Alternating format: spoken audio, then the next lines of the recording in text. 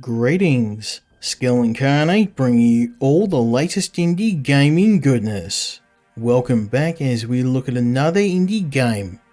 This time I'm continuing to feed my addiction to anime-themed Metroidvania games with Titanium Hound.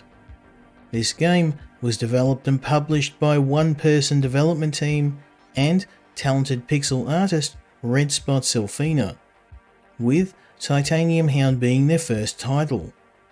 I've been fortunate enough to review some of the influx of Metroidvania games for the PlayStation, with some great anime-inspired games like Ganryu, Ghost Song, and Gal Guardians to name just a few.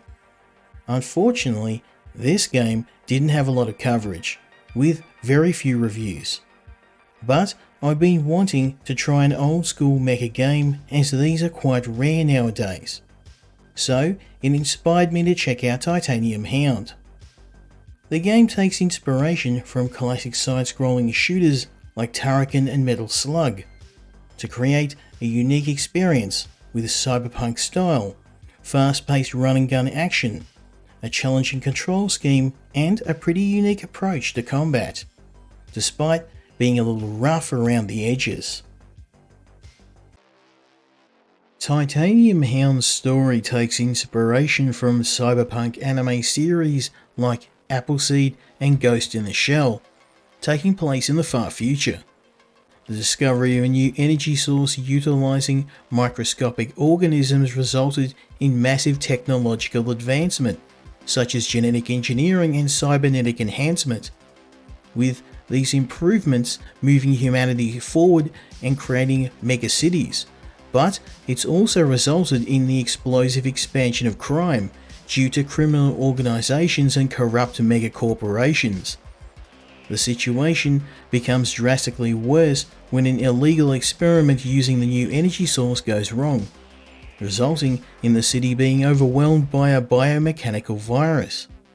With the police unable to contain the threat, they call in Grace Alarie, an elite officer and pilot of a Titanium Hound, a cutting-edge exosuit armed with state-of-the-art technology.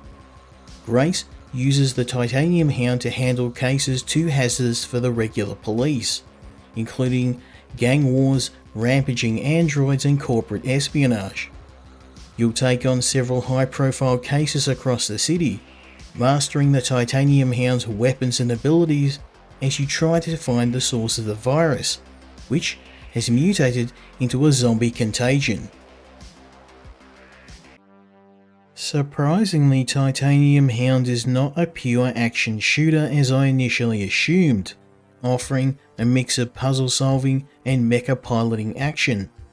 The puzzles in Titanium Hound were one of the highlights of the game, with set pieces like moving cargo crates on the back of a speeding truck full of virus samples, or figuring out the correct combination of switches to shut down a reactor for a robotics facility full of rampant robots.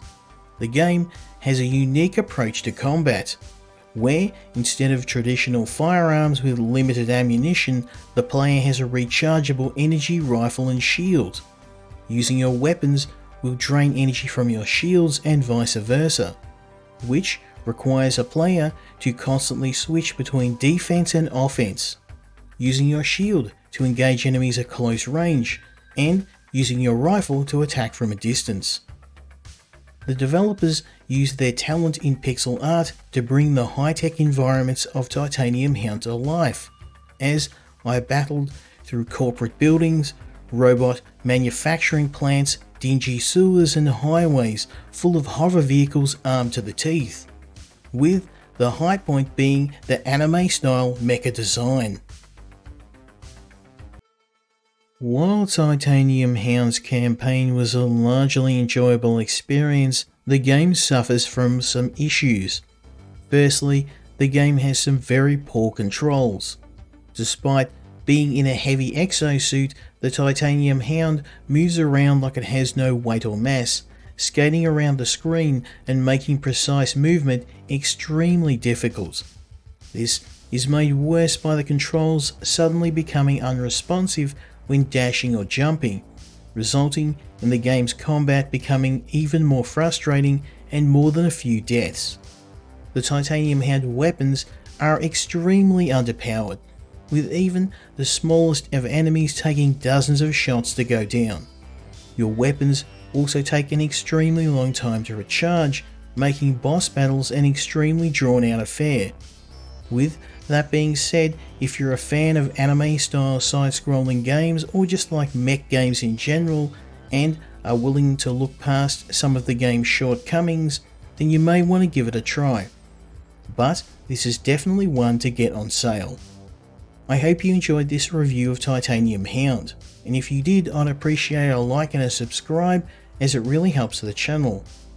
As always, let me know your thoughts in the comments. I hope you join me next time when we look at another indie game. Until then, Skill Incarnate, out.